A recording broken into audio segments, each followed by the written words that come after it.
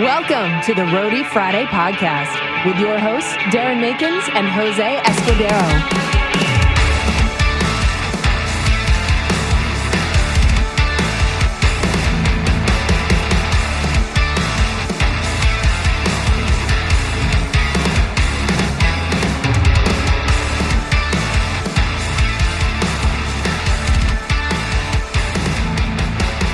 I don't even know what day today is. It's Thursday. All right, I'll forget. I'll forget in like 20 minutes. Anyway, so I'm gonna ask you before the end of the podcast what day of the week it is. Oh God, seems fair. All right, so gentlemen, how are you guys doing today? Good. Is this the official start? Are we going? Oh, we already got. We got oil spotted, guys. I fucked up. I'm really sorry. Yeah, man, we oil spotted you. And for those of you at home that don't know what oil spotting is, it means if you miss bus call, God damn it. So bus call is basically the time that you have to be, bus call is the time that you have to be on the bus or else it leaves without you. And if it leaves without you, you get oil spotted. Yes, and people might think that is only specific to like maybe people lower on the totem pole, but nope. Johnny from Nothing More was oil spotted twice on this last tour that we just did. So it happens. It's a real thing, man. It's a real thing.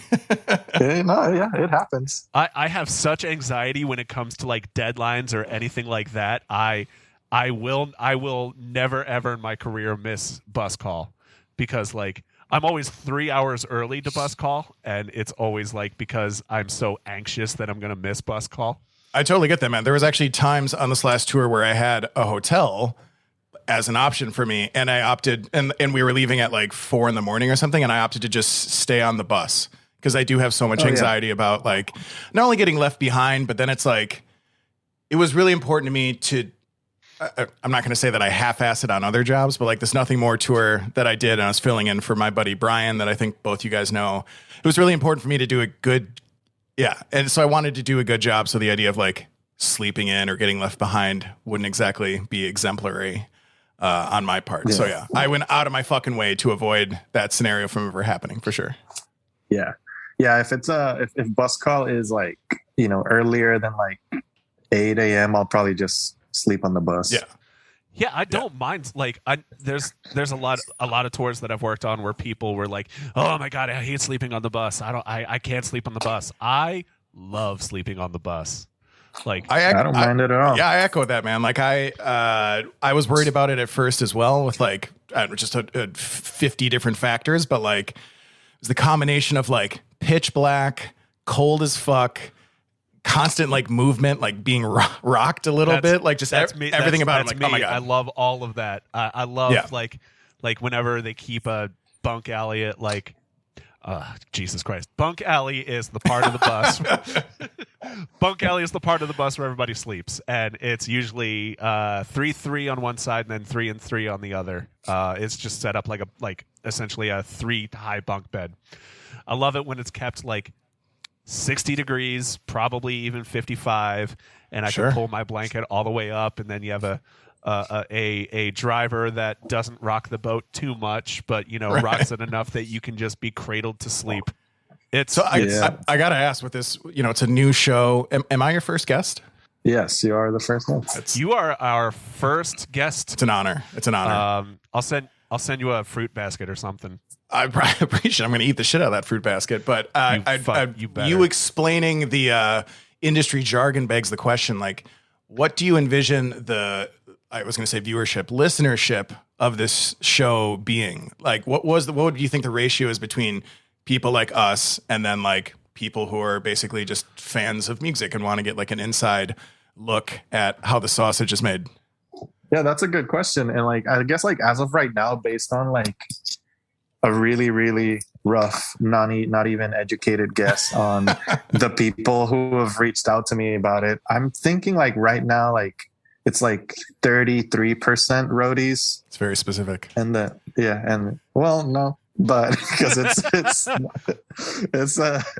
a very, very rough guess. But I get a fair share of roadies, but I get a bunch of just friends too who just like message me about, oh yeah, like I'm gonna check out the show and like listen in and all that. Sure. So yeah, this is actually my third attempt at a podcast. I hosted one podcast for 2 years, and there was another podcast, not music industry related at all, that I hosted for like 2 episodes. And there's a podcast called The X-Men, which is hosted by Doc Coyle. Yeah. And what got me interested in hosting podcasting, and like he hosted an episode featuring entertainment lawyer Eric German. Sure. And I found that episode so fascinating, like just hearing them talk about like like some of the legalities of the music industry, and like just the background industry jargon and stuff like that like I was just like, because I played in a band at the time, and so I sent that episode to my band members, and I was like, this is the kind of shit you guys need to start, paying attention to and thinking about, because if we want to make this a career, we're eventually going to need a lawyer, and this is how the lawyer is going to think. And so absolutely. So to kind of answer that a little bit more is anybody that has an interest in how the background of something works. So like nerds, basically, like somebody like myself who gets curious about how somebody who gets curious as to how the sausage is made, essentially. Yeah. So it doesn't have to be roadies. It doesn't have to be musicians. It doesn't. I know I've already had a publicist reach out to me and be like, "Hey, can I get somebody on your podcast?" And fuck yeah, like obviously, for sure. Jose and I are going to have busier schedules and stuff like that, because the next year for both of us is going to be busy. And I'm not trying to say that to brag or anything. It's just the realistic situation that we're in. So, I listened to episode 1. I'm well aware of what's in store for 2023. Yeah. So it's interesting that you bring up Eric German and Doc. So something I've realized this year, which I could have assumed already, but like has just become abundantly clear, even by the fact that I'm talking to you guys right now, is that how incredibly small this world is. It's so small. Yeah, dude, I can't overstate that enough. But like, so even in that specific example, I'm familiar with that podcast because Sahash Tikatin, who is the lead singer of Raw, which I am the drummer of that band, was on that show twice. And Eric German is his lawyer. So like, there's just so many, like, I don't want to say incestuous, but like, it's so interconnected. It's a small circle. And something that I really like about that, coming from other relatively small industries, is that like, it's an incentive to be a good person. Yeah. Whether that is you are legitimately a good person, or you're just doing it because you know that this is a small world, and if you're a fucking piece of shit, word gets around. So just the idea of 100%. Like be really good at your job, be a decent human being, and be enjoyable to be around. Like that's the magic sauce there for like getting opportunities. And it's so interesting listening to both you guys talk about in episode 1 about the way that you came into your current gigs, or the gigs that led to these gigs. And I think you would agree with me that those are the probably the most important things in terms of like doing this job well and then having a sustainable career in it. Right. Yeah. Yeah, I totally agree. Like, and that another like example of how small this world is. Like when I met you in Atlanta, I didn't know you were friends with Brian, who we mentioned just a few minutes ago. And yeah, like I've known Brian for a long time now. Let's further dive into how small of a world that is. So the reason I know Brian is because this is a little bit of a long story, but in 2018, I went to River City Rock Fest in San Antonio to go see like Primus and Nine Inch Nails and Bush and a bunch of other great bands. And I decided to do all of the mushrooms on the planet. And I'm just walking around this festival, just like melting my face off. And I'm wearing a Nothing More t-shirt. Yeah. And this woman comes up to me. There's one person in particular that would find that hilarious. Go ahead. This woman walks up to me and she goes, "Hey, do you like that band?" And I'm like, "Oh my God, do you not know this? But they're so good. Like Nothing More is incredible. They're going to blow up in the next couple of years." And she leaned in real close and she goes, "Don't tell anyone, but the guitar player put a baby in me." And I'm like, oh my God, like I'm truly melting my face at this point. I'm like, oh, are you okay? Like, did you want that to happen? And as she's saying that, oh my God, Mark, how did it happen? Mark, her husband is the guitar player for Nothing More, and he's standing behind me as she's fucking with me. And I turn around and I'm super excited to meet them. And I really thought that was going to be a 3-minute exchange of like, oh my God, I'm a big fan. Look, I'm wearing your shirt. Let's take a picture together. Bye. But that actually turned into like 3 hours of hanging out and watching shows and drinking beers and getting to know each other. And so we connected through that, and I stayed in touch with them. I live in Austin. They're in San Antonio. I went to all their shows. I saw them at other people's shows. And then very randomly, December 2019, I travel a lot for fun, and I'm in Medellin, Colombia, and it's my last night there. I get a text message from Mark that says, hey man, we just wrapped up this insane show in Mexico City at Knotfest where everyone's gear got set on fire, and our drum tech Brian is actually moving there, just moved there. Tonight is his first night there with this woman that he met. I think you guys should meet up for a beer. And normally I'd be like, this is just awkward. Like, I don't like what we get together. We're like, hey, we know the same guy. We like the same band. Cheers. See you later. But I really like Mark. I had a good feeling about it. So I met up with Brian, and what should have been one beer turned into like 6 a.m. Just raging our faces off. Friend. No, you're my best friend. I love. Let's get an apartment together. No, it was Dude, we Brian. should open a bar. But meeting Brian through that way is what led me to becoming Nothing More's drum tech for this last tour, because Brian needed to step out for other opportunities, and it's just and being on that tour is how I met you, Jose, and it's just like this world is fucking tiny, and I love it. I think it's so great. Yeah, that was hilarious. I actually didn't even know that the reason he was leaving was to drive Seven Dust. Exactly, dude. And the small world, dude. I found out that night. Like, he's like, oh yeah, tonight's my my last show with Nothing More, and I'm like, oh shit, like, what are you doing? Well, I'm driving you guys, and I'm like, oh, what? Oh, okay, yeah, dude. And also. And like next week, I'm actually flying to Medellin to go hang out with Brian. Fuck yeah, man. Like, so I've been there 3 times now, and I totally fell in love with it the first time I went there, and then I met Brian. I'm like, oh, now I have an amazing excuse to come back. So have you been before? No, first time. Okay. It is incredible. People are super nice. It's super safe. Obviously, it has a lot of negative stigma because of Pablo Escobar stuff, but like, it's incredibly safe. It's beautiful. The food's amazing. It's cheap as fuck. So Brian and my buddy Jeff, who I traveled down there with last time's birthdays, are like 4 days apart from each other. And I hired an 11-person mariachi band for 2 hours for $40 and a case of beer. Like, it just, everything down there is like great videos of it. It's phenomenal. Yeah, dude, I love that place too. Yeah. $40 and a for 11 people, and they were like amped about that. Like, every meal that you have is going to be like $7, and it's going to be fucking incredible. Yeah, it's awesome. So great.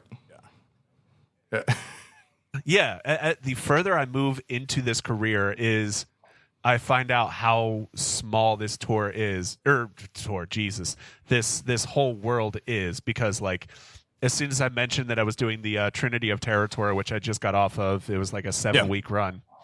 Jose hit me up and he was like, hey, I know this person and this person's going to be on it. And, you know, Justin's cool and Alex is great. And, you know, you should go and say hi to this person. Tell them you know me. And it's just like, okay, like, fuck, okay. Yeah, dude, absolutely. Jose, keep doing it. I'm only busting your chops. Yeah, I know. So that's kind of part of the reason why I asked about your ideal audience, because this community is so tight knit that I feel like if a couple guys like you do this well and do it consistently, that it would be something that is just like wholeheartedly embraced by, you know, roadies and musicians alike, as well as music fans. Like, how cool is it to be able to get an in-depth technical understanding? Like, you guys went real technical on the first episode, more so than I was expecting in terms of talk, more like, so you know, than being gearheads.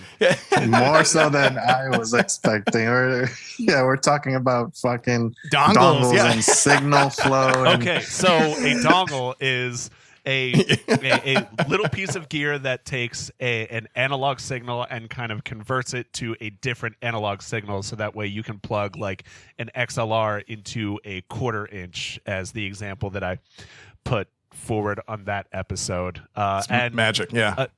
And a real world example for a dongle would be if you own an iPhone, it's that tiny white thing that you're able to connect your headphones to the power outlet of your iPhone. That is a dongle as well. Fact. The more you know, and then the fucking star goes across. Yeah, exactly. Well, it's a dongle is such a funny word, but also like when I'm asking somebody like, hey, does somebody have a dongle, like non-music industry, and I'm like, does somebody have a dongle I'm able to borrow? They're just like, I feel like that's a personal question, and I'm like, no. See, what a dongle is like. Hey, more Small World shit. So we just wrapped the Raw tour on Saturday at the Machine Shop, and we played. Raw tour? It was great, dude. It's dude. It's so crazy. Like, so it's the 20th anniversary of the first album. I had that first album when I was a freshman in college, and I bumped the shit out of it in my dorm room. And if you told me that 20 years later I'd be playing it on a 20-year anniversary tour, I'd tell you to go fuck yourself, because that doesn't sound like a real thing. Yeah, that doesn't sound like a real thing, but you know, Raw is such a good band. Yeah, I have a lot of respect for Sahaj. Sahaj is probably one of my favorite singers, and there's a really good album. I forget which Maytal album he sings on. Yeah, but this is the later one. Yeah, it's one of my favorite albums because like the music on it is so well written, and he's such a honed and crafted songwriter. And for those of you who don't know, like the intro music that you heard in the beginning here was written by Ricky from Ice Nine Kills. Ricky and I like sat in a hotel room for like 4 hours, and Ricky just kind of shit out this thing that has like layers of guitars and layers of like synth, and then programmed drums and programmed bass to it. And it's just like watching a genius like that work. I learned more in those 4 hours than I could have learned in any songwriting class, period. So fuck yeah. Yeah. So go ahead and tell me about the Raw tour. Well, and Ricky and Sahaj have worked together on Ricky's solo stuff. Like the son of a bitch. 6 Degrees of Kevin Bacon thing that you can play with Sahaj is absolutely insane because of all the bands that he's worked with like, you don't know 6 Degrees of Kevin Bacon? Oh, no. I know. I said I don't doubt that one bit. Oh, okay, gotcha. I thought you said I don't know about that one bit. I have 6 degrees of separation from Kevin Bacon. Yeah, I mean, he's worked with Otherwise and Starset and Lejean from Sevendust and Bad Wolves and Nothing More and Motley Crue, and it's pretty fucking about Motley Crue. Awesome. Yeah, for sure. So like he's so good at any band can send him, you know, like, hey, we have this instrumental track, or like this music feels like single worthy, but we don't have like a vocal melody he does that top line shit in gibberish. So amazing. You send him music and like he just sits there with a microphone just like this, like at his computer screen. He listens to it 2 times and then he just gives you a melody that's probably single worthy. Like he's very, very good at tapping into that, which is why I worked with him in the first place. So like I hired him again with my connection to Nothing More. I saw that they had just wrapped up vocal production with him for the most recent Nothing More album, and basically used my connection to Nothing More to open up a conversation with Sahaj and just see if he would want to work with me on my solo stuff, which is under Fear of Water. And he said yes. And I ended up spending about 3 weeks with him at his studio in Indiana by Sweetwater. After that 3 weeks, he was like, you know, so I'm a multi-instrument, I'm like one-man band type thing at the end of spending 3 weeks together. He was basically like, do you want to be the drummer for Raw? Because the original drummer, Scooter, was still in the band after 20 years, and he's in his mid 50s, and he was kind of just done, you know, like he's just like, I've done all the things that I want to do. I've had like chart topping songs and I've toured everywhere. And he's just, you know, kind of ready to calm down. Yeah. And that makes sense. Like, so having that opportunity, which is, I did not go into that recording session being like, hey man, if I play my cards right, I might become the drummer of his band. That was not the intent, but that happening has opened up so many doors, and I've met so many people like you guys because of this connection, being a part of that band. And so anyways, bringing it full circle, just did this Raw tour, and we played at Pierre's in Fort Wayne, Indiana, which is where Sahaj is from, last week, and Seven Dust's merch guy works Chris at French. Pierre's. Oh yeah, Chris French. Exactly. So he came to the show, and him and I talked, before the show, and I met him the same time I met you, Jose, backstage at that Atlanta gig, and I gave him some sticks and picks because he's a big fan, but also he's really close with Chris Ramone, who is the guy who like leads the entire Seven Dust fan club community, and it's just like, again, I just can't get over how like tight and interwoven the rock community is. Maybe all industry, maybe countries like this too. I don't know. But from my experience, I'm consistently like encouraged and happy about how like interwoven this industry is, how supportive people are from each other, and like how it leads to opportunities for each other. Just as long as you check those boxes of like, be good at your job, be a decent human, be, palatable to be around, because you might be sharing a bus with 12 other people for 2 months. So yeah. Cheers to the industry for sure. Cheers to networking. Yes. And making friends all the time. Yeah, I will say there have been several situations where I've been in, and I want to speak to this a little bit loosely, and honestly this might even end up getting cut, but there were some absolute nightmares that I've toured with, and as soon as the tour was done, honestly, I haven't heard from them again. Like, so I don't know if they like flamed out of the industry or like word got around, but just that's I don't want to call this a warning, but it's just like word gets around. So keep your shit together. Oh, for sure. Yeah. Yeah, dude. I mean, like every tour is going to put you through the ringer. Like this Nothing More tour that we did was disastrous. And I'm only comfortable saying that because all of the guys in the band on social have been like very clear about that this was the most problematic tour that they've done. Oh, yeah. Including even before they got signed, when they're like grinding it out in a shitty van. Like just. Oh yeah, no, I remember like we were on tour and like with Brian was driving us. So every morning I'd go like sit down with Brian and he'd tell me some other disaster that's like the bus breaking down and all sorts of stuff. Multiple buses breaking down. Our fucking semi hit a bear in California on the way to Aftershock, and our gear so we had to get a new semi, and our gear got to backstage Aftershock 20 minutes before we played. And I was so blown away by the all hands on deck effort that specifically like the local crew did, but like other bands' crew and everything. Like it was so fucking awesome to see everyone band together to like rip all of our shit out of that semi and get us set up. Dude, we were pissing into a solo cup and dumping it down the sink for 3 weeks on the first bus that we got. And basically the industry is so crazy right now, and so many people are touring. Not so many people. Everyone is touring right now to make up for COVID. Lost time. That buses are like unicorns right now. So like you just fucking take whatever you can get, and Nothing More got some fucking dog shit. And it was just like, well, it's either this or nothing. Or nothing. And yeah. So, we tried to make the best of it, but like it was problematic. We had 2 bus drivers get fired. I'm saying that across the entire tour, including the other bands. One guy was like blackout. He would like show up to drive and he would be blackout drunk. There was another dude who was just like, can't do that. We were on tour with Cherry Bombs and in this moment, and he was being like crazy, overtly over the top sexual with multiple members of the tour, and he got called out on it.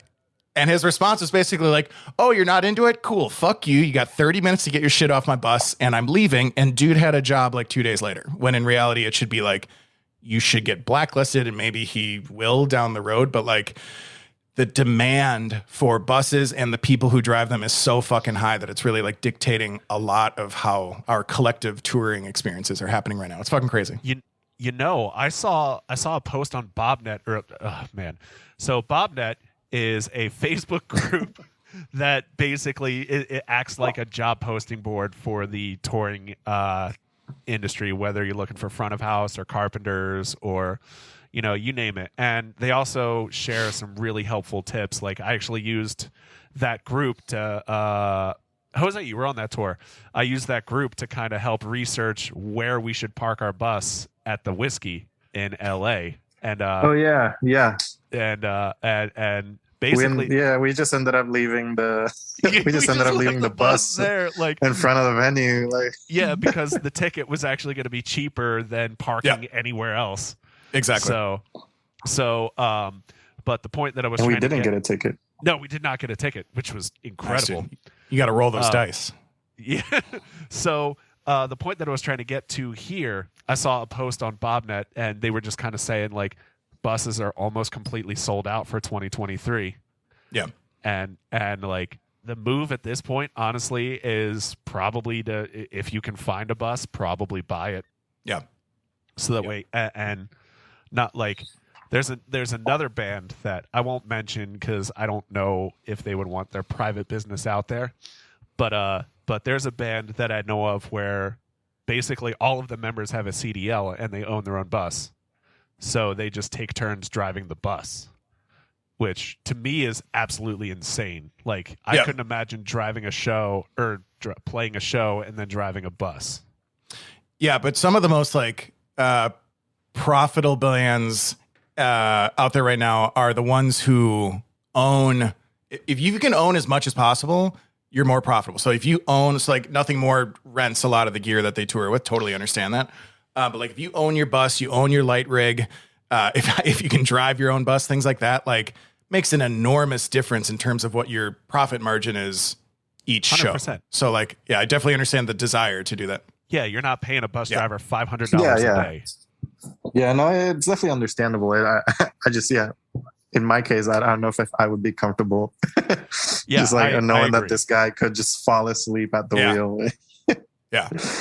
Like I said, just because someone is a bus driver on paper doesn't mean that you're safe. I'm not talking shit about like all bus drivers, but like there's, you still got to like weigh out your option. Yeah. But again, like a lot of times it was basically like this asshole or no one. Like, hey, we have a bus, but no one to drive it kind of thing. And with Brian leaving the Nothing More tour, like that was our backup option for a while because he drives. And it's because of the way that the industry is right now, like driving is a much more profitable thing to do in the industry than teching. So I was like, he was like, dude, I want to go. Yeah, I'm going to take the Sevenus opportunity. There might be other opportunities. Can you, Brian has a long opportunity or long established relationship with Nothing More. And for him to bring me in to fill in for him, like it meant a lot. Like that kind of vouching.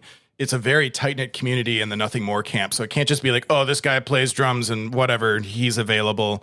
I've never even teched before. So like coming in to do that was a big deal on his part in terms of like serving me up to the band and saying like, this should be the guy. But it was an honor for me to do it. I'm a huge Nothing More fan and I love Brian. So the opportunity to like serve both of those connections in my life was fucking great. I loved it. Yeah, that's awesome. Yeah, I felt I felt the same way. Jose, this is about to get a little sappy, but I kind of felt the same way when you recommended me to fill in for you on the Seven Dust gig, because like that's not, Seven Dust is an absolutely legendary band, and that is not a gig that you can fuck up. Yeah, and nope. They're all great guys, but just at the end of the day, like they have a business to run, and so. For Jose to kind of give me a recommendation to take over for him because he already had a vacation that was previously scheduled. It was, I was kind of like, me? Really? But so on that note, I just had to say that like, Jose, maybe you're just like the chillest dude on the planet and I don't know that yet, but like, I'm trying to think of something analogous on my end. Like if I got a drum tech gig for like Neil Peart, like you just finished up. He's dead. Allegedly. Allegedly. You know what? You're right. That's a fair statement. You just completed a tour with like a legend. You accepted a gig with one of the best living and arguably one of the greatest guitar players of all time, and with an insane arsenal. What you said, like 23 guitars, like. So I was like making the final count the last day of tour because we had to like ship them back to the States. And we had so we traveled with 28 guitars. Like I was saying in the other episode, like 10 were actually giveaways, but I still had to like shuffle them around and. restring a bunch of them because we were going to give them away. But for playing guitars, there were 18 guitars was like the actual usable guitars. So, but just talk to me about like your mindset in terms of like I'm a huge proponent of like say yes as something comes up, like take the opportunities, take the gig, figure it out. Yes, but there's a big difference between take the gig and figure it out and like, oh my God, this I'm working for a guitar god. And like that would give me diarrhea on like a daily basis. Like I would just be so fucking stressed out about working. And I'm not even commenting on his character. I'm not saying that he's like, so just like what was your thought process as that opportunity came up and you're like, oh, I got it. Like I just walk me through that because I can't comprehend it. Well, I mean, yeah, at first I was a little, it was a little nerve wracking. But I don't know, like in the end, I just like told myself like they're asking me for a reason. Yeah. They want you for a reason. someone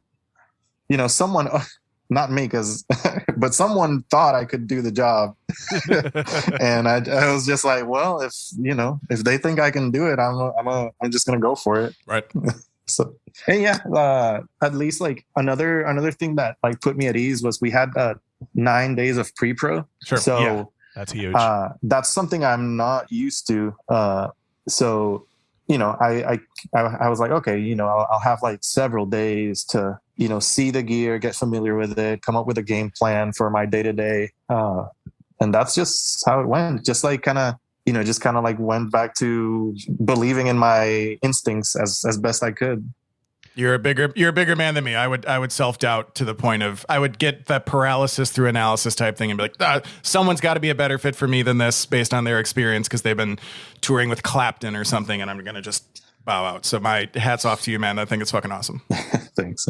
Yeah, and another thing is like you can allow yourself a little bit of time to be overwhelmed. Like obviously, like if you're in a situation where you're like thrown into the mix, they're going to expect you to be a little overwhelmed because it's your first day on a brand new rig, brand new personalities. So definitely having like 9 days of pre-production. My next gig, we have about a week and a half of pre-production, and then we go to another location and we have another week or so of actual show rehearsal before the tour starts. So I have about 2.5 weeks to learn the setup pretty much. So sure. For something like that, like I'll allow myself to be a little overwhelmed the first day, and then like from there just take it piece by piece. It's really the best and that's really all you can do. Yeah. Yeah. And I think it's to provide some perspective from my point of view is that like, so there's definitely the like be prepared, know the shit, know the set, know the gear, everything like that. The thing that stresses me out more is the unknown, the kind of disaster management type thing. And it doesn't, so we had a week of pre-pro with nothing more, which is great, but it doesn't change the fact that like two major things I can think of. One is that my job was also to run what they affectionately call Bertha, where I'm managing 3 computers that all of the like playback and backtracks is running through. And if that goes down for whatever reason, it could be a power surge in the venue. At Rocklahoma, I was holding up during the entire set, holding up 3 levels of like heat blankets to stop the sun from overheating the computers and the processors and this thing. If that goes down, like it fucks up the show. The click disappears. There's no show. Backtracks. Yeah, exactly. So like you can do as much pre-pro as you want, and it doesn't change the fact that like that would be disastrous and fucking suck when it comes up, or even something smaller like. Given the way that the kit is set up and the miking and everything, that like if Ben broke his snare head in the middle of a song, you can do 2 months of pre-pro and it's not going to change the fact that will suck. Like addressing that in the moment, knowing that like you have a tight 50 minutes and like just any way you handle either changing the head, getting a new snare in there, but then like getting that mic set up and everything with the triggering and it's just like things like that give me like stress nightmares in terms of like all of the unknown things that can go wrong. You can do as much pre-pro as you want and it's great to be prepared, but like I give so much credit to these crews that are out there doing these big production shows because you have to be ready for anything because it's like fucking anything can happen. Sometimes the craziest shit that can happen will happen. You got to be ready to pivot and address those things as they happen. Yeah. That man, so many moments like that come to mind. One was with Seven Dust in Hampton Beach. Vinny broke his. I mean, he's on like they're all on strap locks, but he broke the screw off the strap lock. Strap goes flying, and in just a second, I was up there like, oh, like I thought it, just came off. So I ran up there to just hook it back just hook it back up, and then I saw the whole screw broke off. So like half of it is still in the bass, and I'm like, oh well, this is completely useless. So I just grabbed it off him, went up like down, like gave him the backup. But yeah, stuff like that. Just that's like a lot of what every show you just gotta go through. Sure. All everything that can go wrong, all your options. With Mark, I had like a pile of cables in case any cables went bad. Yeah. Like always had like backup guitars, backup strings, backup like guitar pedals, backup tubes. I had all sorts of like backup stuff. And you just like kind of like run through the scenarios every day, and then you just keep an eye on your artist after that. For sure. Yeah. And the last gig that I did, I tell people that I was the guitar tech, but I was really the whole back line. So I would set up the drum set, and then as soon as I was done setting up the drum set, I'd tune the drums, make sure that I got it to as close to the way that Patrick, the drummer from Ice Nine, liked it. And as soon as I was done that, I had to go and set up guitars and work on guitars. So basically, like my entire station was so spread out because I had 2 guitar boats, and then I had just like extra cables on top of it, and then I also had I had spare guitars on a stand just in case like something went wrong and I didn't have to mess with the guitar boat and unclipping everything. And you can. The best advice that I can give is to try and be like, think of every scenario that you possibly can, and then think of a way out of it. Like, sure, the snare, like if the snare head broke or something like that, there was a spare snare sitting right next to Patrick that if he noticed it and I didn't, he could swap it out, because if I'm doing the whole back line, I'm literally watching over everybody, and I'm one human being. So if I'm working on something else and then a cymbal cracks, it's like, well, you're shit out of luck, dude, because I'm working on this right now. Yeah. So it's just trying to make things, and even then, like if I had a guitar switch coming up or something like that, I would heavily rely on the stands, and I would have the stand like half a song before the switch happened. I would have the guitars already on the stand, waiting for the musician to come over and grab it. And it's just kind of, it's my way to try and stay. And that's the other thing is like when I worked for, when I covered for Jose for Seven Dust, the one thing that Jose told me was you need to stay on top of the tunings. Like it is important that the tunings are correct for that portion of the show. And so I took that and I translated it in my head as I don't need to stay on top of the tunings, I need to stay ahead of them. Sure. So I always made sure that I was one song ahead. And are both you guys doing, is that Clint and John at the same time? Yeah, it is. It's Clint, John, and Vinny, yeah. So it's all 3 of them. And Vinny was easy enough. Yeah, and speaking like, yeah, he's easy enough because he uses his Kemper to switch tunings a lot. Yeah, so it transposes. Yeah, we normally don't have to switch basses unless something happens. But the one that like makes me lose sleep all the time is Clint does not have any backup guitars. So every song, it's like I have to think. All right, like basically, like if something happens, it's like all right. Between each song, all right, this song's next. So I'll look at like which one of these guitars can I get to that tuning the quickest? Like if he like had like broke a string or something, then I'm like, whoa. Like my plan was to give him one of John's guitars, grab that guitar, change the strings super quick, and give him the other guitar back. Damn. I mean, yeah, there's that. Yeah, no, like a lot of times, like I'll have John. Because John does have a couple backup guitars, so, but normally they're not on the same tuning as Clint's guitar. Right. So, is that just like a logistics thing? Like we don't want to tour with extra guitars that are not in regular rotation. Like that would, again, that's one more thing that would give me anxiety of like not having. Yeah, it like the times we've spoken about it, he's mentioned things like I don't want to like travel with more guitars. So yeah, it just is what it is. We just make it work. Yeah, for sure. Like with the bend snare thing, like that was during up until a certain point where we made some tweaks on the kit. He was breaking a cymbal at least one time a night. And Whoa. I was like, fuck, I was just waiting for that snare head to go. I'm just waiting for it to go. And it's not because of the complexity of the way that the top and bottom snare mic are mounted to the snare. Like the replacement snare was under his second floor tom. So it's like as ready to go as possible, but still it would require like cutting a song for sure. And it's just like, it was those kind of like nightmare scenarios that would just haunt me. And thankfully it never happened. But for someone who was like beating the fuck out of his set on a nightly basis and like regularly breaking, it's going to happen. It's going to happen. It's going to happen. So I've had to switch a snare before. I was drum teching for Rob Rivera of Nonpoint, and it was actually the final show of the tour.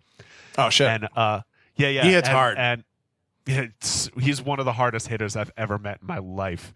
Yeah. Like even when I'm line checking his drums, I can't hit the drums as hard as he does. Like, and I am trying the entire time. So then I heard something a little off about the snare, and so then I walked behind the stage. It was like a festival setting, and I saw that the bottom head had blown out. I don't know how hard you have to hit to blow out a bottom head, but holy shit. I don't even understand. That's so perplexing to me. I don't even.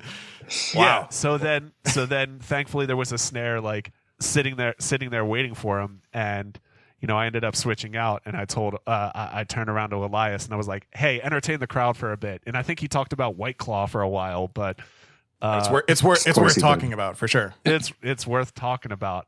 Although I got to say, this is my corporate sponsor. Topo Chico Hard Seltzer is really the way to go, which I have here. The exotic pineapple is far superior to White Claw. I just got to throw that out there. I'm sorry. I've grown very accustomed to drinking Trulies, and I like Trulies. Trulies are good. Yeah. Yeah, like I just drink whatever's in front of me. There you go. Yeah, exactly. That's good. Easy to please. Something I wanted to say on the non-point front is that, like, especially with this run of shows that's coming up leading up to New Year's, is that like I'm trying to think how to articulate this. I'm very grateful for the fact that some of my favorite hard rock bands from when I was in high school are still not only just like functional, but killing it. So like, it's so cool to see Il Nino, Seven Dust, and Nonpoint on this run of shows that are coming up right now. Like I've loved Nonpoint since Statement. I've loved Seven Dust since the self-titled album. I've loved Il Nino since Confessions. Like, it's so cool to see. And I just released a song with the lead singer yesterday. So like, it's so cool. I'm so happy to see that, like, we've gone through the point where like Korn is number one on TRL, to the point where hard rock is like, I don't want to say shunned, but definitely like the least popular genre. And I feel like we're on a big upswing right now where like, I'm so happy to see. There's a lot of exciting talent right now, for sure. Yeah, dude. But like, yeah. Yeah. Also, like, it's awesome. Fun fact, speaking of Nonpoint, this is like a little known fact about them, but in order to pack their trailer, you have to drink no less than 5 White Claws, but no more than 6. That is the secret sauce to getting the perfect pack for a non-point trailer. It does not work otherwise, and we've tried it. We've actually experimented. Yeah, we did the scientific method. Yeah, we tried it all. So I'm impressed, guys. About those Seven Dust dates coming up, it's Seven Dust, Nonpoint, Il Nino, and very, very good friends of mine. Another Day Dawns are the opening band. Signed to Century Media. They're putting out their new album this year. I worked a gig last year with them as a guitar tech, and it's the first time that they had ever had a guitar tech, and so they like the entire night they were just like we honestly don't know what to do with you because we've never had a tech, and it's like, well, just kind of stay out of my way. Like, I'll show you guys what I do, exactly. And if I grab your guitar, just fucking let me grab your guitar. Oh yeah. Yeah, it's an incredible. Go sell merch. Yeah. Like that's the like. I don't want to say luxury, but like, and I hope that part of what this podcast can do for in the last episode. Sure. So for music fans to understand what it takes to put on a show at the caliber that most people like, if you're buying a ticket to a show and it has like, it's a light show, it's a multi-band lineup, things like that, like understanding the logistics of what goes into putting that on and making it run smoothly and being able to like handle fuck ups as they happen. Like I have a ton of respect because I've also been there myself for the bands that are out there doing it themselves, grinding it out in a van, playing fucking basements or like super small venues on a Tuesday night or something. Like so much love for that. And I want them to succeed, but understanding the role that the crew plays in making your favorite shows come together is like, I want people to understand that more. And I think that you guys doing the show can help provide that insight. Cause it's like, it has to be the marriage between incredible bands and super talented, fucking awesome, diligent crews coming together to make those in not just shows, like entire tours. Cause you have to be like making this happen night after night and Every solving these problems that they come up. So I just have so much respect for what these like career, like lifelong dudes who are out here doing front of house or drum tech, guitar tech, whatever. Of respect. Yeah. And I want people to understand the role that they play in making your favorite music come to life live. 100%. Yeah, no, that's definitely one of the goals here is like to maybe provide like another layer to all these bands that people follow. Cause you know, no one really knows what it takes to make the show happen. Yeah. We're there, you know, at least 14 hours. But, yeah, dude. With a nap. And you like, you know, and yeah, well, if you're lucky. Yeah. But yeah, like to see like an hour and a half show, like it's a lot of work. Fuck yeah. The thing that like obviously I just got off of my first arena tour, and you know, you can tell me 100,000 times like that stage it doesn't, like, it's not like a club. It doesn't live there. That stage is built every single day. The video wall that goes up, it's built every day. The lighting trusses, you know, they don't exist in that arena. So you walk the PA system. So yeah, Darren, did you do the Red Rocks show? I did not. Okay, gotcha. No, Red Rocks is one of my bucket list venues that I want to work. I mean, obviously you're going to get there because you're working with these bands. Like, yeah. And that's what's so awesome about it is that like getting in with the right band can lead to these amazing opportunities. But like we were on tour with, like Nothing More was support of In This Moment. And we had a night where like Nothing More did a headliner. So In This Moment could go to Red Rocks and do, it was like, I guess like an iteration of the Trinity of Terror. You know, it was like a different, same brand, different flavor kind of thing. Right. And it just looked so cool. And it fills me with happiness to see a legendary venue get sold out for the type of music that we all love so much. Hell yeah. You know, it's not universally accepted as, not that it's like crazy out there. Like you just don't get it, man. But like, it's also not, we're not in the early 2000s anymore. So like, it's cool to see that there is still this big community coming out to support metal, hard rock, everything like that. It makes me very happy. Man, yeah, that's one of the coolest things that I've I've seen from following this band called Lorna Shore. Yeah. Oh yeah. They're like heavy as fuck, and they're like selling out theaters now, and it's so cool to see that. Fuck yeah. Absolutely. I regret we were in Montreal the same night that Lorna Shore was supposed to play in Montreal. And the venue that they were supposed to play was actually upgraded. And I'm like, a fucking deathcore band had their venue upgraded. Like that is bonkers to me. But I regret not going. Huge. I forget the reason why I didn't go. How do you, just in general, like how do you sleep at night? Like how do you live with your shitty life choices? Honestly, a lot of alcohol. Okay, cool. That makes that'll do it. Yeah. You know, I heard, and this is from an unofficial source, and it could be total bullshit, but I heard that Lorna Shore on this last tour was doing I'll just say 5 figures every single night, like high 5 figures of merch at all these shows that they were playing at. And like, people need to understand that, like, first of all, merch is great, but like merch is one of the most direct ways that you can support the bands that you love. So like, just kind of like making that happen. Like, that's such a, that is the thing that fills the gas tank, that gets them to the next venue. Yeah. That allows them to even expand their merch line. Like, if you want stuff that's like, you know, women specific shirts or stuff for kids, or you want like hats and fucking keychains or whatever, like, the more money that the band takes in, the more they're able to put into the show. So the next time you see them, it's like a more impressive show, bigger backline, better gear, whatever. Like, yes, buying music is great, but there's a ton that's cut out from the band for that. Yes, going to see them live is also really great. In fact, it's probably arguably better than buying music in the current state of the music industry for supporting the band. But again, a lot of cooks in that kitchen, a lot of shit getting cut out of there. Buying merch is one of the best ways that you can directly support the bands that you love. So it's show. And especially, exactly. Especially directly from the band, whether it's like the best options, obviously at the show. From their merch person. Second option would be like, if you have to buy it online, buy it, like, try to find their official website, because that'll go directly through them. Yeah, don't buy it from the guy that's outside the venue, because he's pocketing all that money himself. I know that what I'm about to say may get a little bit of backlash, or like, dude, what the fuck? But like, VIPs help the band out so much. If you have the means.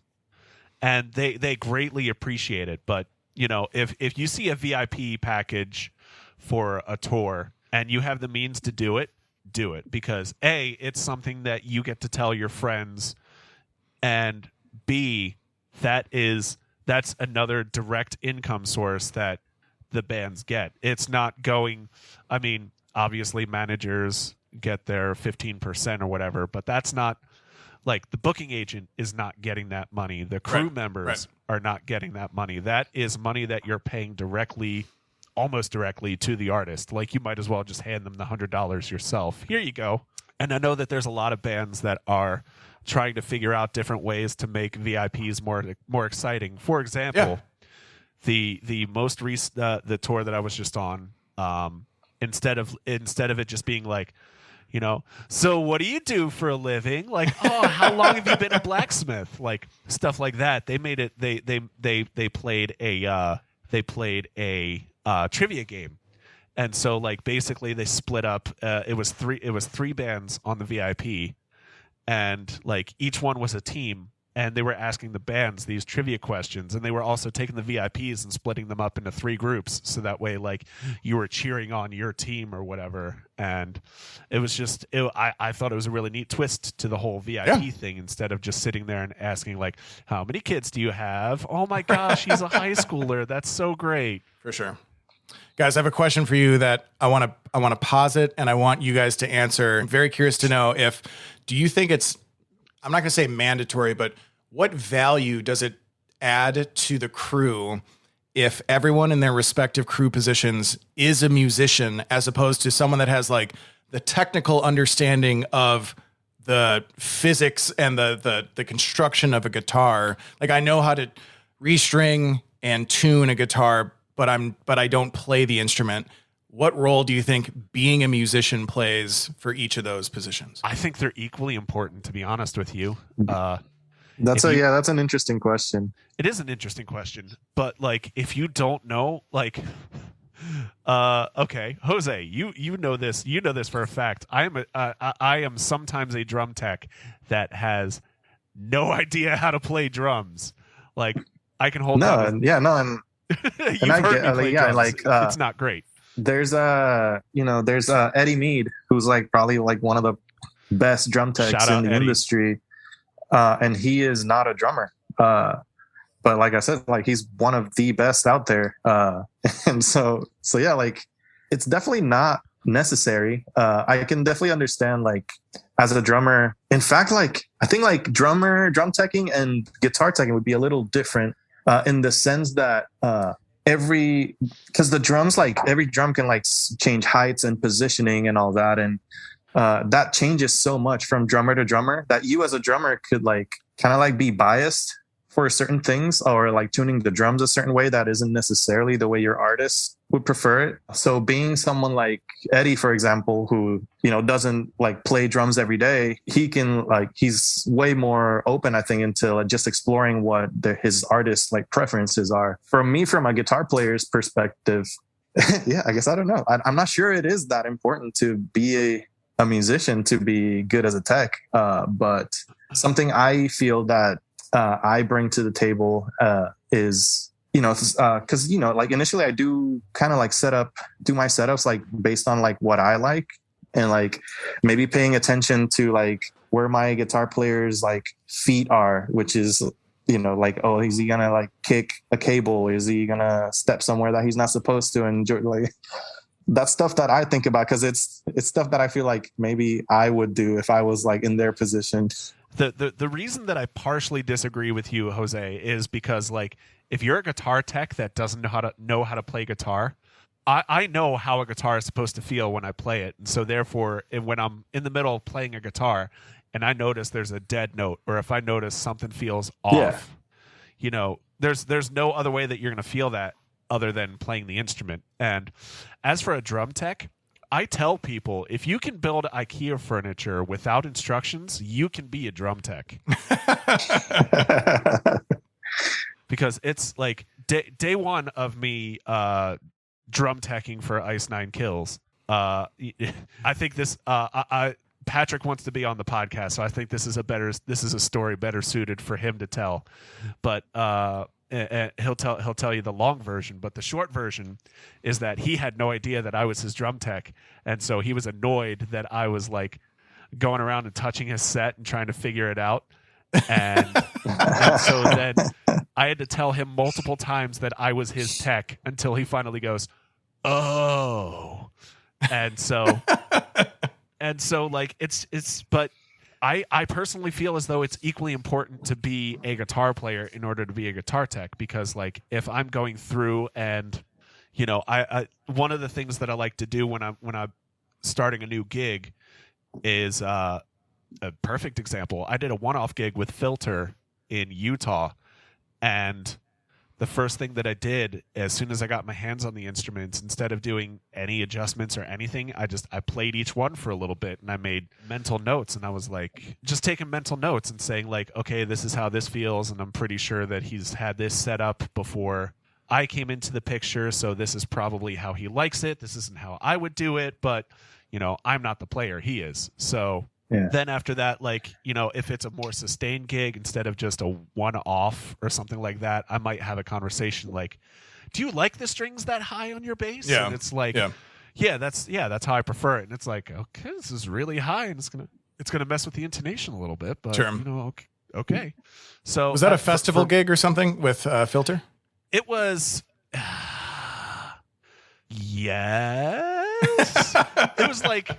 It was billed as a festival, but I think it was more of a party. Like it was like a big off-roading party that like you get out there and you're in the middle of the desert. There's a bunch of dune buggies just driving around in the desert, and then at the end of the night, everybody gets together, has drinks, and watches a band play. And that band just happened to be Filter.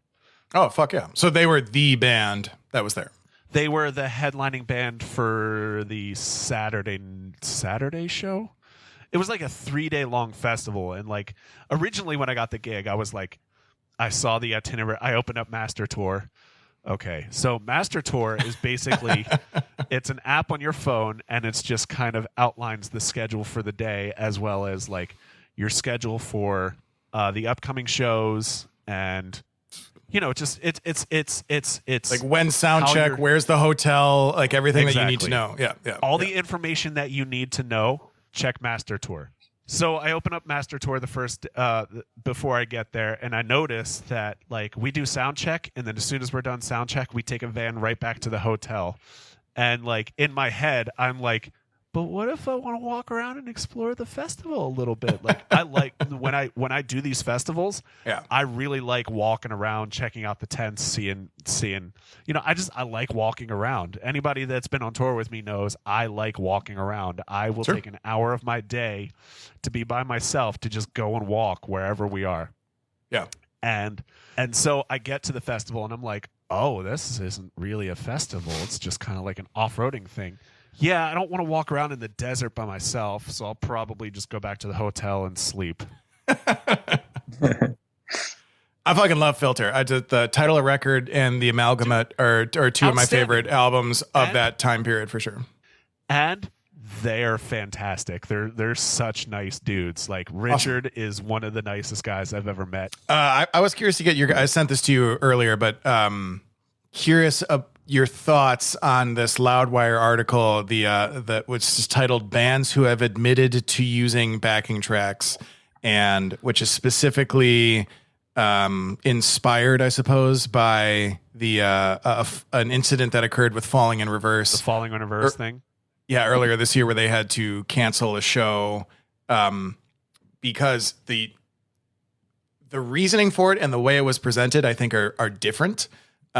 Basically, that I think his name's Ronnie from Falling in Verse basically just said like someone stole our laptop and that's why we can't play, which makes it seem like it for people who don't understand how a lot of shows work, especially in this genre in 2022, makes it seem like, well, this is Milli Vanilli shit. If you just you need a laptop to play a show, then you're not a real band. I understand how like the average music fan's mind goes there, but it's for me, and I want to hear you guys' opinions, but it's upsetting to me to see and I'm using air quotes, industry publication like Loudwire use a clickbait title like bands who have admitted, like there's no such thing as a good admission. That using the phrase admitted has a negative stigma with it, which means that which bands have been like sheepish enough to be like, yeah, we have fake stuff that's happening behind our performance, which I think is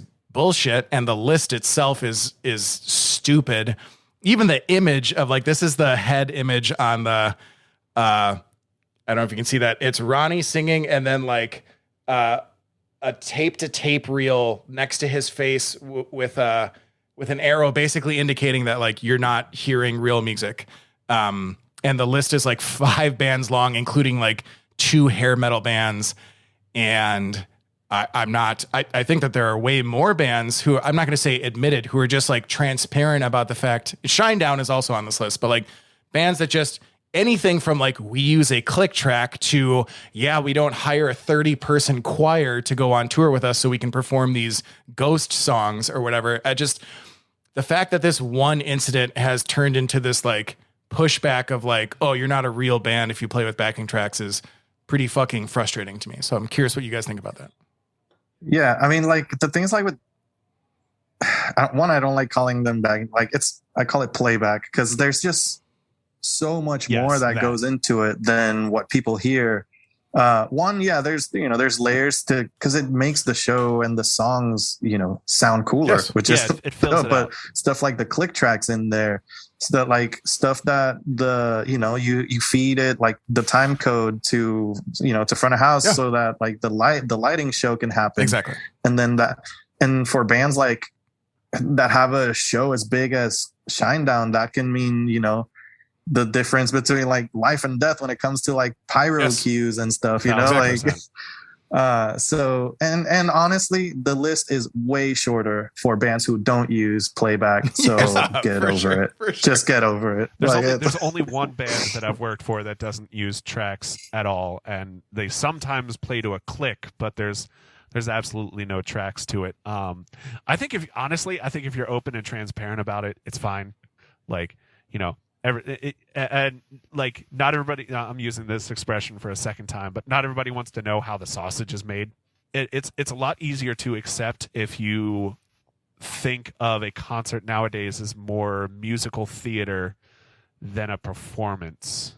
And every gig that I've ever worked where people are playing the tracks, everybody's still playing their instruments. So you're still getting a band performing, but there might be some fillers. Yeah. There might be some bass drops. There might be some synth that's happening. Yes, exactly. And I said this on the stuff that 4 guys can't do with their 8 hands that make the show sound better. So like they're still playing, and then there's shit. Def Leppard 9. So just basically like it's fine. Like everybody does it. It's not a big deal. And the fact that he canceled that Ronnie, I'm friends with their current tour manager, and there's a lot of misunderstanding that happened with that, and I can say that Ronnie was completely right, because the laptops had to be shipped to a new location. And, for a band like Falling in Reverse, if you don't have the playback rig, they have a lot of hip hop stuff going on. They have a lot of stuff happening in the background. That's not stuff that 5 guys with guitars and a bass can reproduce. And I think there was actually video that came out a couple weeks later where their tracks went down, and so they tried it, and it wasn't great. They tried to play without the tracks, and the bottom line is you're still getting a band performing the songs that you love. They're still selling you T-shirts. You can still go to the back of the venue and get beer. So what's why are you complaining? Essentially. Yeah. Of course. And it's just there's so many bands that I can think of. I mean, Seven Dust has so much cool electronic drum shit. They have so many intros, stuff like that helps segue between songs. Ice Nine Kills, they have so many samples from classic horror movies and stuff like that. Yeah. There's the people's understanding of backtracks is so fucking limited and ignorant that it immediately goes to the worst case scenario of oh, this People is just you're lip syncing, or this isn't. Yeah, exactly.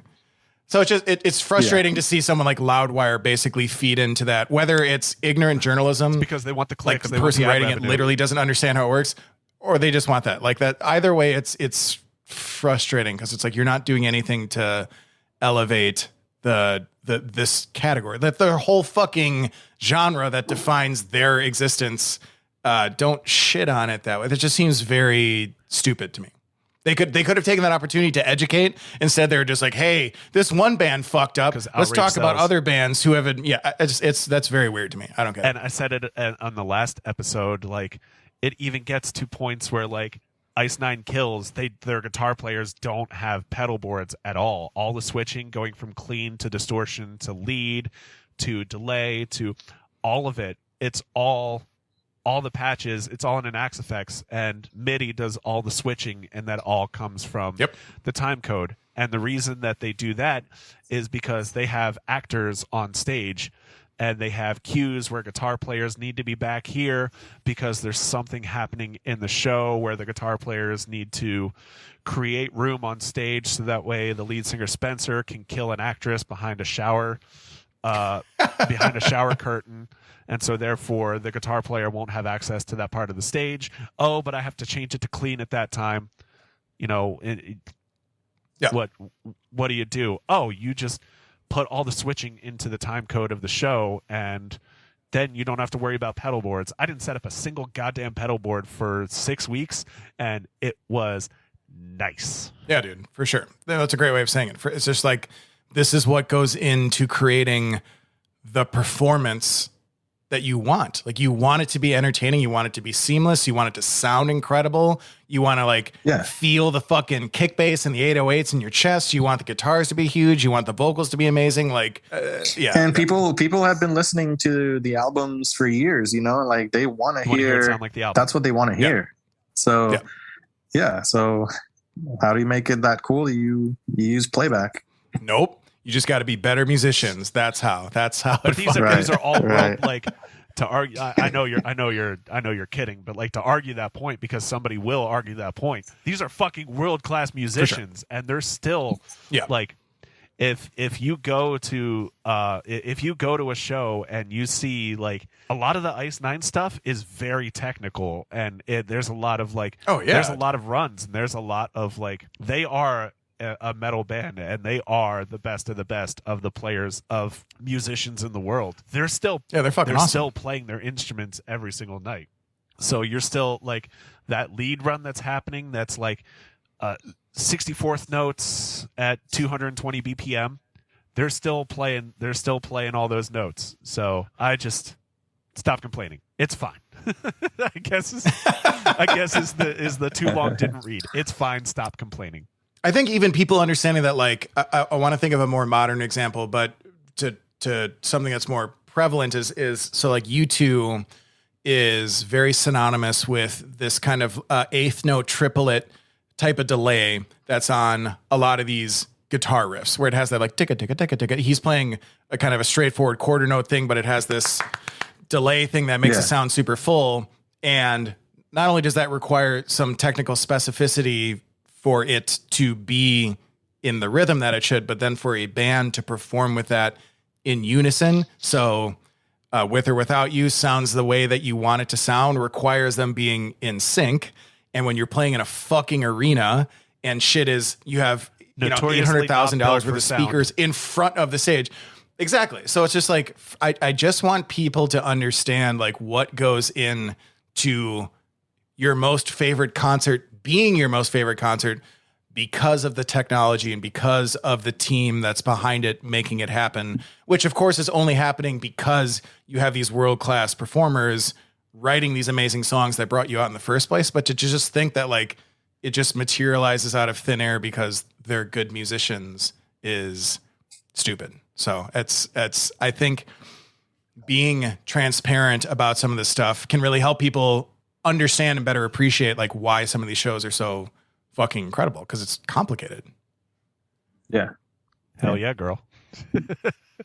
Yeah, girl. Yeah, girl. Hell yeah, girl. All right, fellas. I think that's about it from me. Does anybody else have any final thoughts or any parting words of wisdom? Jose? No, that was a good talk. No, I'm just like right now, like for the last like maybe 5 minutes, I've been like, what are we gonna name this episode? Because we talked about so much shit. Jose, I look forward to seeing your adventures in Colombia with Brian. I think you're going to have an amazing time. Darren, you and I still need to meet in person. We'll get there. Let's make that happen soon. I wish you guys all the best. I'm excited about that with this podcast. We should try. I'm going to see if like while I'm there, we can do an episode with Brian, and I'll be like, I'll be there with Brian. Yeah, that'll be dope. Do it for sure. I love Brian. What are the dates? Because I don't know if I'm going to. I'll be there January 3rd till the 13th. Oh, okay. Because if it's so, yeah, like right after the New Year's run, I basically go home, pack a bag, and leave the next day, pretty much. Of course, because that's how your schedule works out. That's how I do it. That's the only way I know how. I leave on the 17th for Shiprocked. I'm going to be on there I'm teching for Nothing More, and then also Sahaj is going to be on there as a stowaway, and then we're going to do like a kind of acoustic minimalistic type thing in between sets as well. So I'm super looking forward to that. And I've done Shiprock 4 times as a fan, so like it's really cool for me to be doing it, like working it this time as well. That's sick. Yeah, I wanted to do Shiprock this year so bad, but yeah, it didn't work out, and now my schedule won't allow it. So Darren, have you done it before? As a fan, I never worked Shiprocked. But that's actually where I met Darren was Shiprock. Oh shit! Yeah. Again, super small. Actually, world.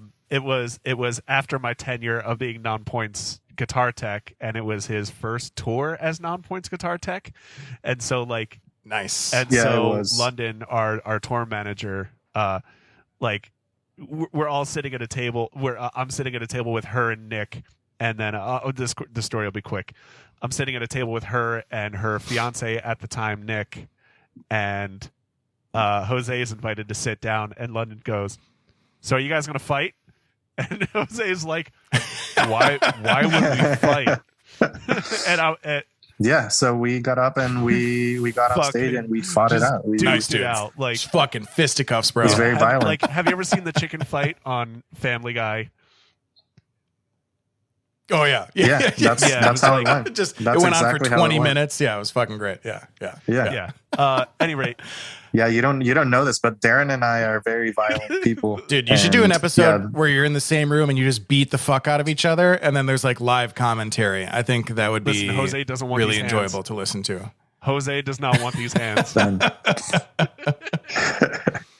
The only other thing I would say is that I'm super pumped to have released a song yesterday with Marcos, the lead singer of Il Nino, and Travis Montgomery, the guitar player. I absolutely will. The guitar player from Kill the Lights, which is half the band, is ex Bullet for My Valentine. Fuck yeah. Like super proud to have made music with both those guys and super happy with how it turned out. And it was engineered by Chris Mora, who has done from San Antonio. Yeah, from San Antonio. He did Sons of Texas. He did Upon a Burning Body. He's worked with a lot of bands that have been on Octane. It's just a super great guy and makes fucking awesome music. Darkness Divided. Yep. Darkness Divided. Absolutely. Back in the day. Yeah, for sure. So yeah, go check that out, Fear of Water. And thank you guys both for having me on the show. It's awesome. I wish you the best. I hope to do, future episodes with you guys, and I'll be listening for Thanks, sure. man. Greatly appreciate it. Hell yeah. This is where that super cool outro comes in. Hell yeah. Fuck yeah. Now I know what it sounds like. All right, bye guys. Thank you for listening to the Roadie Friday podcast. Have a question or an idea? Email us at roadiefridaypod@gmail.com. Don't forget to rate, review, and subscribe so you never miss an episode. Theme music by Ricky Armellino. Editing and production by Darren Makins.